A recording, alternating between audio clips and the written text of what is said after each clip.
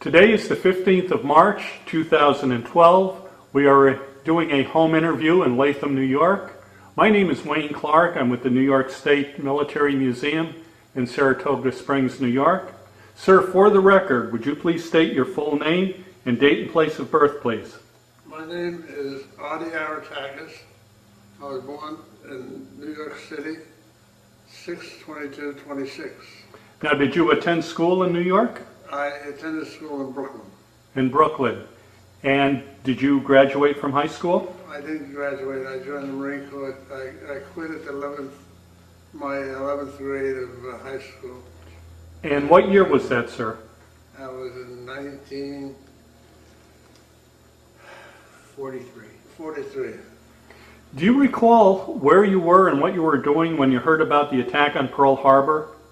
When I heard about the attack, I was working as a soda jerk in a little coffee shop in Brooklyn, and I just got off the trolley, and I saw for the first time a fellow selling newspapers in the street.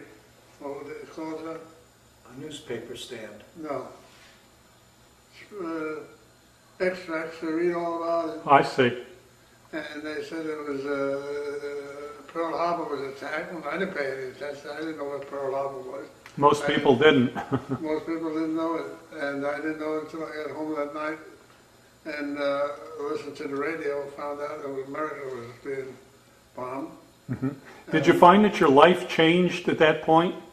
It didn't change at that point. It changed maybe 6 months later when my first two brothers were going to NYU, and they quit going to college to join the Marine Corps.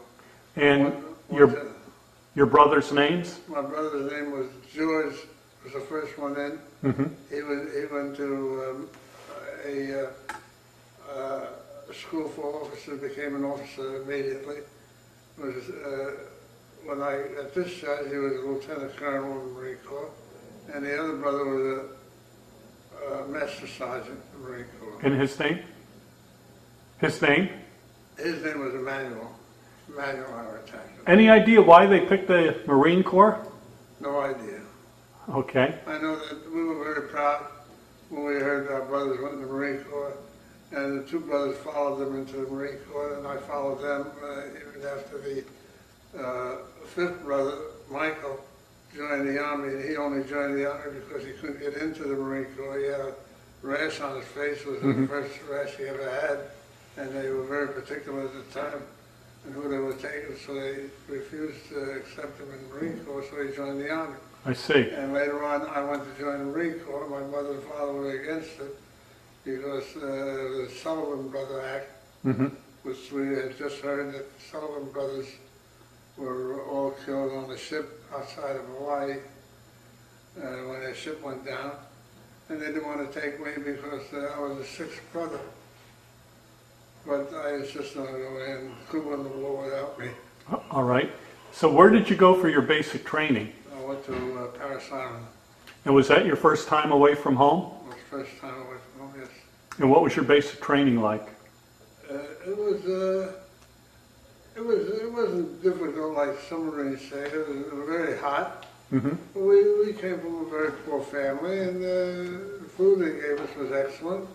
It was good, I thought, anyway, and I never had any problems in basics training. And once you completed your basic training, did they send you to an advanced school at all?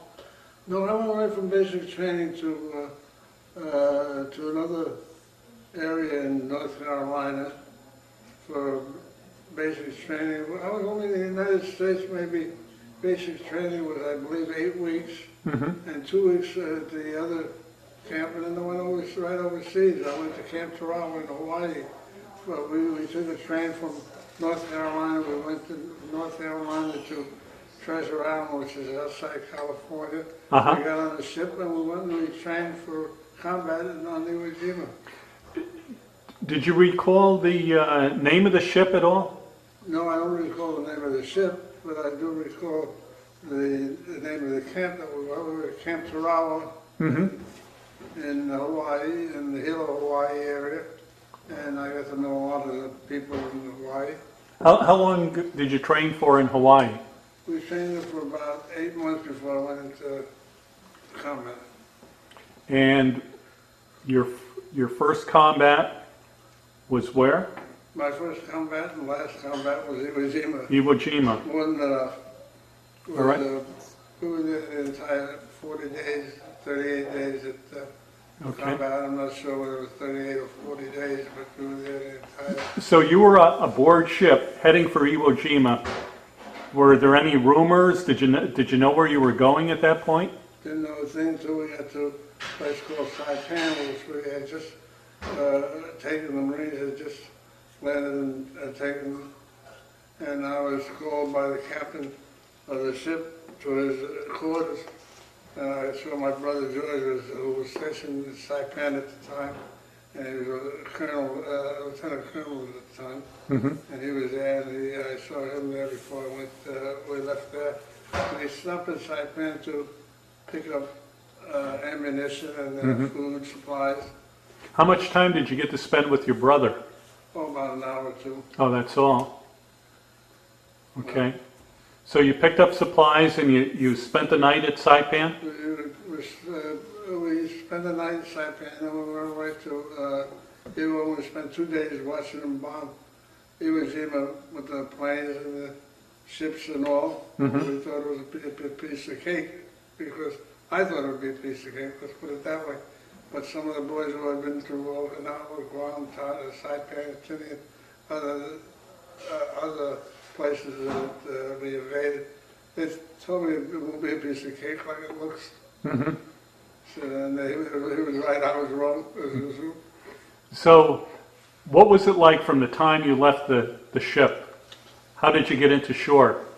We got into shore by amphibious ducks, took us into shore. Mm-hmm.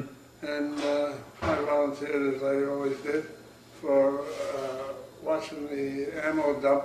That we had a lot of ammunition that we were bringing on shore for other 155 howitzers that I was in. Were you under fire when you were heading for shore? Yeah, under fire.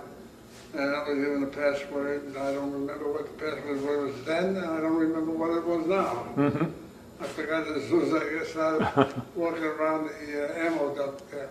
But we had bombs coming all over. The Japs were very smart on Iwo. That's why we lost 30% of the Marines that we lost on Iwo Jima. Was 30% of the Marines that were lost on Iwo were all the Marines lost in World War II. Mm-hmm.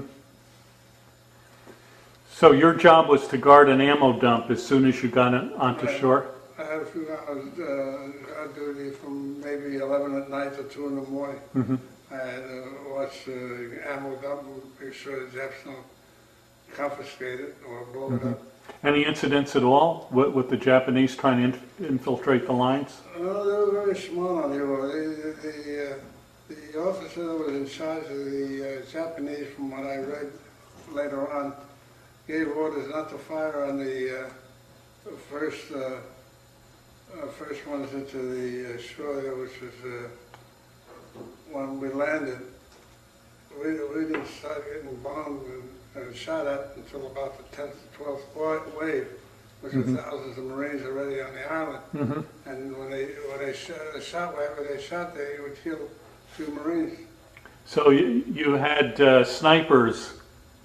Snipers all over. Mm-hmm. We had snipers all over. And I would see all the dead bodies. I couldn't understand why after the second day the Marines would blow up like balloons after they were shot and killed, and the Japs that I saw that were killed weren't blown up at all. But then I found out because their food intake was rice and fish, where ours was everything in the world. Mm-hmm. Now, what were you doing when you weren't guarding the ammo dump? Were you dug into the beach? Well, after our that's when they had made room for us to take our amphibious guns into where we were stationed behind Mount Surabaya, right in front of Mount Surabaya. We were facing I believe the northern tip of the island, we were firing. We never fired towards Mount Suribachi because Mount Suribachi was immediately taken over by my outfit, the 28th Marines. And they took that, they were scaling the mountain of Mount Suribachi. They took that the third day, I believe, that we landed there. Put up the flag in Mount Suribachi. Now, did you see them raising the flag at all? I happened to see them again. I volunteered for some duty when they got the first LST ship by the Mount Suribachi, and I volunteered to go help them take off the gasoline and oil tanks off of there. We were working on the crotch, and I got up like everybody else and started screaming, happy that I saw the flag going up. And we could hear the Marines on the island that were fighting, and the ones on the boats were all screaming and yelling, and other Marines yelling at me, hey, Greek. Greek was my name, as well as I know, in the service. They all called me Greek. I didn't even know my name was Artie. But they all told me to get down, and I could care less what they were saying. I was happy that we were raising the flag like everybody else, screaming and yelling for joy.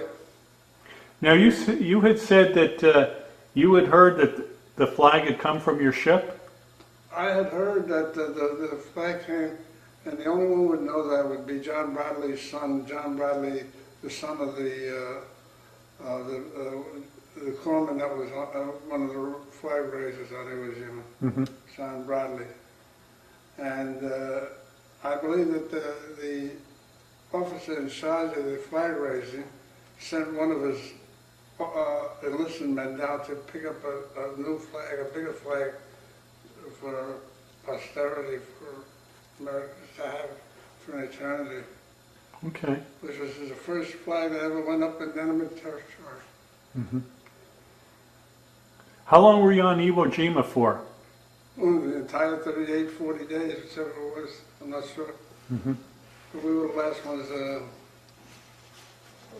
to leave. First ones to go in, the last ones to leave. Did you have any contact at all with any of the Japanese or soldiers or any of the prisoners? No, the only contact we had was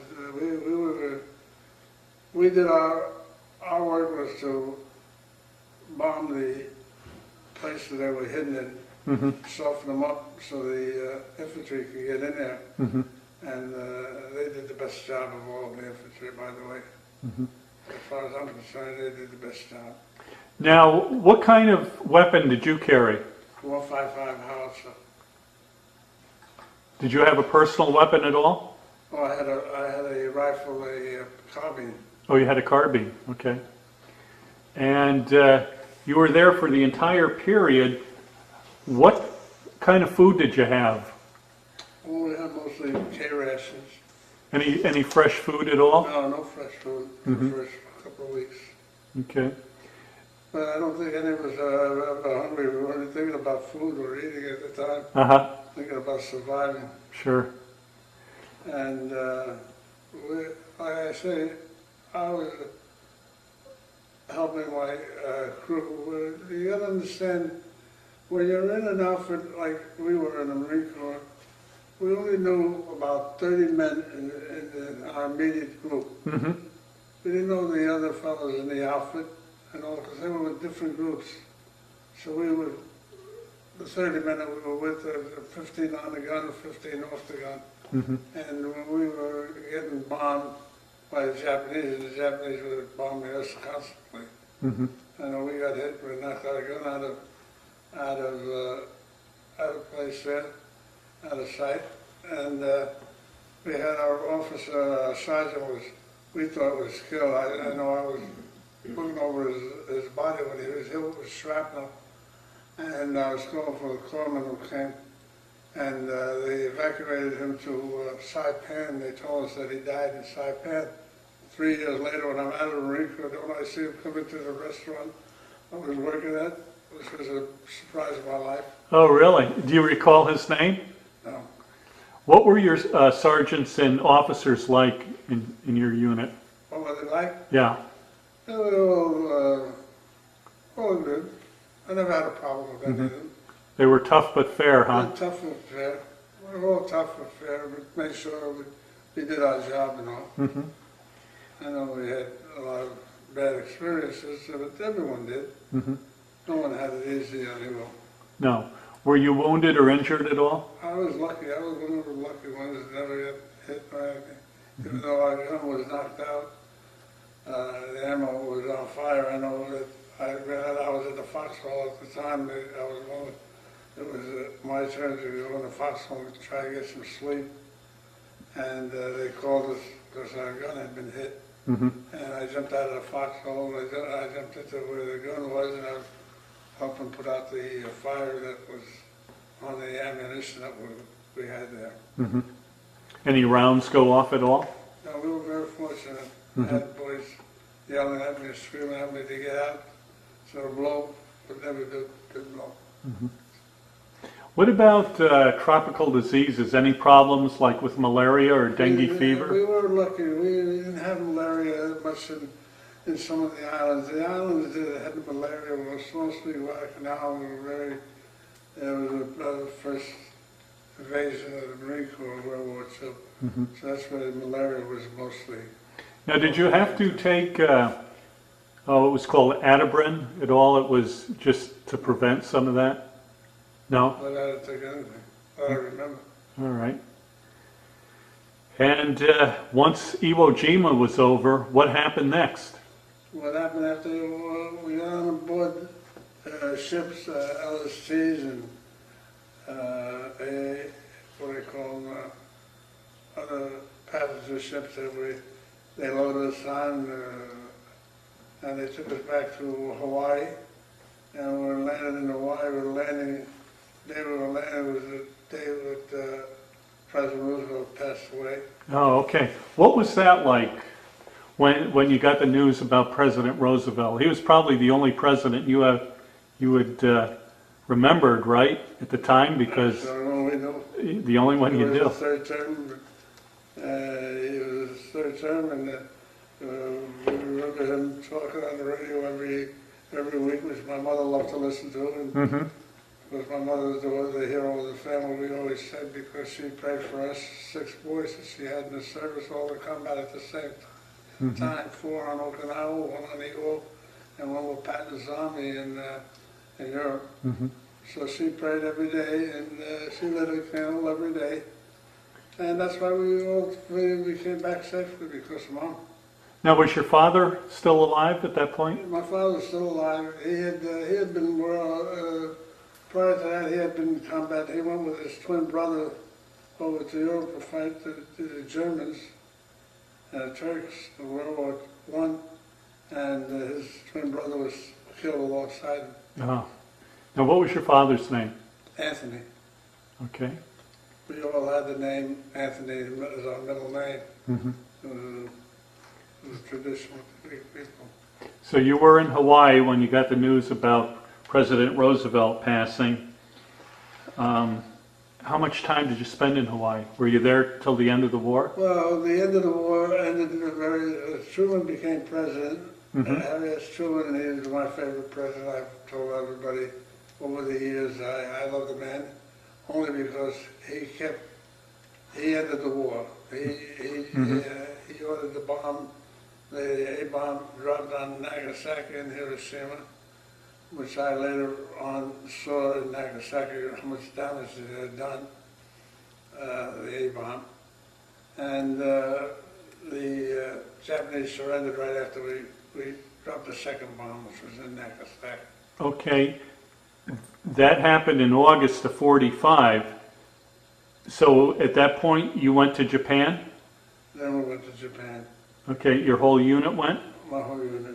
So you were part of the Army of Occupation there? Right, we were part of the occupation. I was working around the barracks one day, and I was PFC at the time, and the lieutenant stopped me and said, "Aretakis, report to the mess hall." I think he called me Greek. "Hey, Greek, report to the mess hall." I said, "What for?" He said, "You're a chef." We were losing our chefs left and right. They were going back home. They were the old timers in the outfit. They were getting discharged, but he says, "You're Greek." I said, "So that meant I was chef." I didn't know anything about cooking, by the way. Oh, you didn't? didn't know what they, Okay, so they made you a cook they then. made me a cook, and then 6 months I was in charge of officers' mess. Stayed there approximately a year. How were you treated by the Japanese people? They treated us with a lot of respect. Mhm. Never had a problem with them. We had them working with us in the kitchens and everywhere else, and we never really had a problem with them. I never did anyway. What did you do on your time off? Did you get to travel around Japan at all? Not too much. We had to travel. We were stationed first in Kyushu, Japan. We landed in Kyushu. And we went from Kyushu to Nagasaki. We were stationed the entire time in Nagasaki, right just about a mile from where the bomb hit.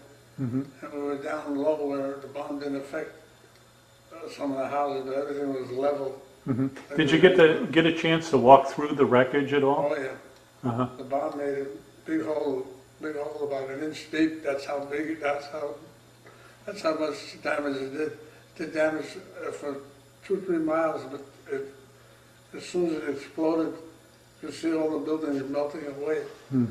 That melted away, and the only thing that was standing was the frames. Mm-hmm. So you spent a little over a year in Japan? Approximately 1 year. Mm-hmm. And at that point, did you go back to the States? After the year was up, my term was up, they sent me back to the United States, so we went back through the Panama Canal and to Cape May, was it? Cape May, New Jersey, I believe. All right. Now, what rank were you when you were discharged? I was discharged as a corporal. All right. And once you were discharged, did you make use of the GI Bill at all? Never took advantage of anything. Just happy to get home. What, did you join that, what they call the 5220 Club? No. You went right to work when you got home? I went to work when I took a vacation because I lost my entire childhood to the service Mm-hmm. when I was 17. So I didn't go to work for about a year. I was fortunate to have some money, save what I had, and I lasted about a year before I had to go back to work. Now, when were you discharged? I was discharged in 1946. All right. 1940, approximately a year after the war. Did you join any veterans organizations at all? The only veterans organization I joined was the Greek American Veterans, which did a lot for the mothers and fathers that we had that never became citizens. We got their citizenship cards. We did a lot of good. It was a nice outfit, it was a good outfit. I became president later on of the organization. Mm-hmm. But it was the only time I ever got involved in anything of World War II. Mm-hmm. Did you stay in contact with any of the guys you were with? My friends in my outfit, 32 of us, I believe we were, most of them were the West and the Midwest. Mm-hmm. So I never kept in contact with any. Out of that group of 32 men, how many were lost? Do you recall? I recall one Peterson who was buried right next to John Bradley's. No, that's John Baslon. Mm-hmm. He was engraved 49 or 50, and the other one was 50.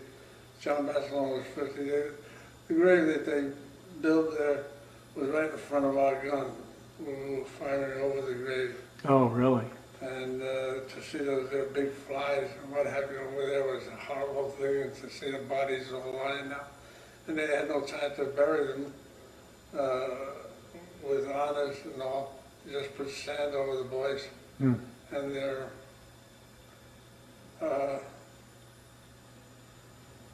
cards showing their names. Okay.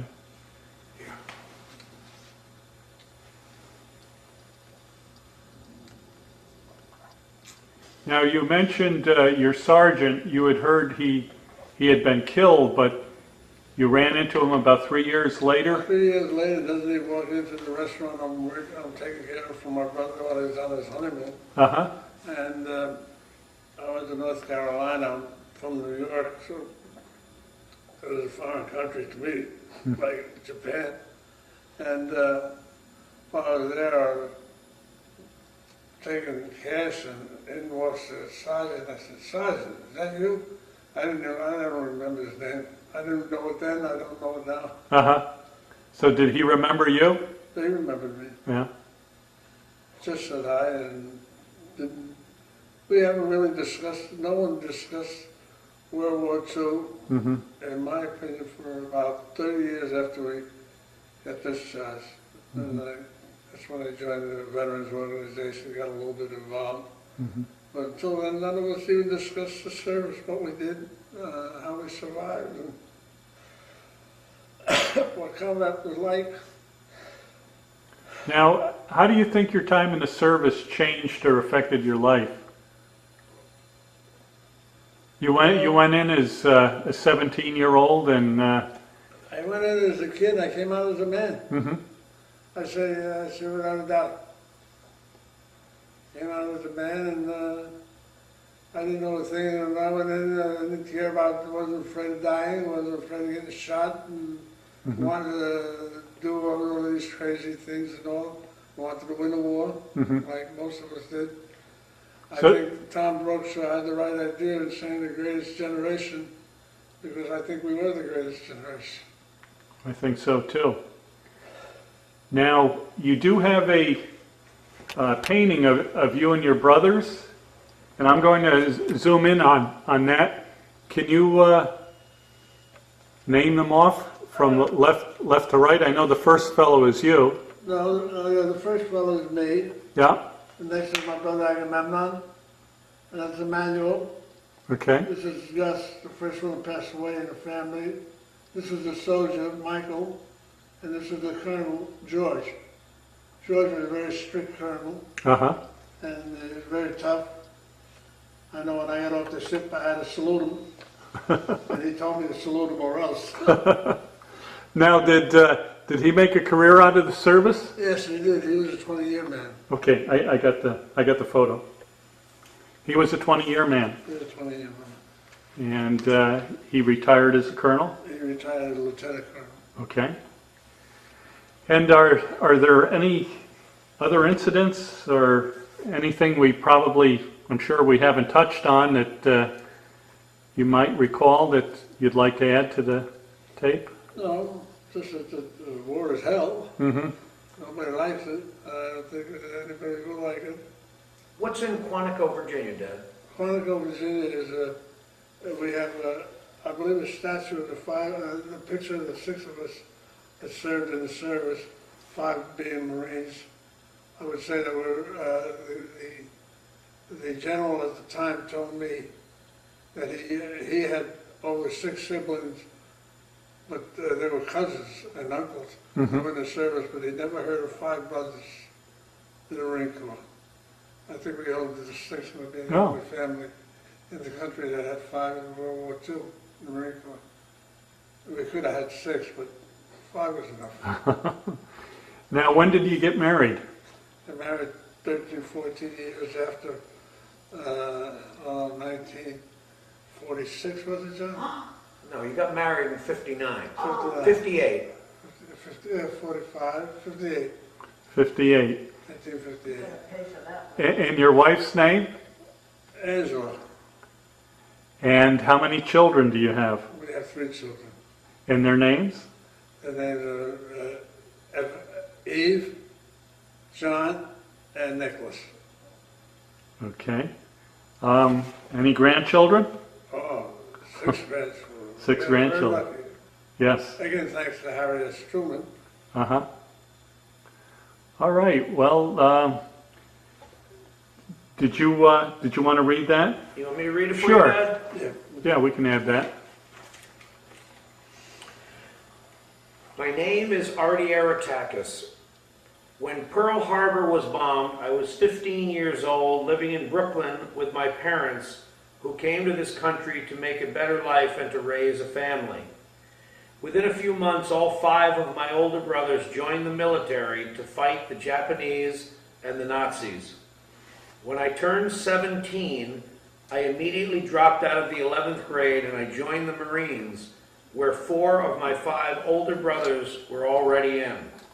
My other brother joined the Army. My father, Anthony Aretakis, had fought during World War I alongside of his twin brother, John Aretakis, who was killed next to him as they fought side by side. After basic training, I went to Hawaii and then fought the entire 38-day battle at Iwo Jima. When I got off the plane in Hawaii, I saw my older brother George on the dock waiting for me, and I ran up to him to give him a hug. He said to me, "Step back 3 paces, Private, and salute your superior officer." That's the truth. I had a lot to learn and a lot of growing up to do in the next 3 years. All 5 of the Aretakis brothers who were in the Marines trained and were prepared for the invasion of Japan. Because of our military's victories in battles that included the Battle of the Bulge, where my older brother Michael fought under General George Patton, in Okinawa, where my 4 older brothers George, Constantine, Emmanuel, and Agamemnon fought with the Marines, and in Iwo Jima, where I fought, we knew the invasion of Japan would be a success, but we were all told that there could be as many as 300,000 casualties in invading Japan. And the odds were that about 3 of the 6 of us would be killed. And then President Harry S. Truman ordered that the atomic bomb be dropped first on Hiroshima and then Nagasaki. And all 6 of us came home to our parents and our sisters Priscilla and Anna. Even though all of this happened almost 70 years ago, my entire immediate and future family would be touched and scarred by war. After coming home, I waited over 13 years to get married. I was lucky enough to have 3 great children and now 6 grandchildren. I hope my grandchildren and their children can someday understand and appreciate what the 6 of us endured and sacrificed. Every moment of my existence now, as I approach my 86th birthday, is affected by my experiences and the tragedies that I saw and participated in from 1943 to 1945. I never went back to high school, and I sold coffee in New York for many years, and along with my wife, we raised our children, first in Brooklyn and then in upstate New York. My oldest child, a daughter, and her husband have 2 children in college. She is a senior executive of Siemens of Germany. My older son received a law degree from Georgetown University, that's me, and has just written a book about Joe Paterno and the Penn State scandal. He and his wife are the parents of a 13-year-old boy. And my youngest son, Nicholas, graduated from Columbia University and has had a successful business career and has written 2 books. He and his wife are the parents of 3 very young children. Of the 8 of us Aretakises in my family, only 3 are still living, but none of us 3 Marines have any regrets. We have been called the greatest generation, but we just felt that we answered a call. We answered the same call as the patriots in the Revolutionary War and the soldiers in the Civil War. In Quantico, Virginia, there is a plaque that recognizes the 6 Aretakis brothers, 5 of whom were Marines. Since I have not seen the plaque, it is as far away to me as the small islands in the South Pacific where so many young men that we came to know fought and died. We believe we are the only family to have 6 brothers to serve in battle and active duty at the same time during World War II. Our mother was very religious, and we all always believed that with God's help and her daily prayers, that's why all 6 of us came home safely. Thank you. Okay, thank you. Thank you, sir. Thank you. Thank you for your service. Thank you.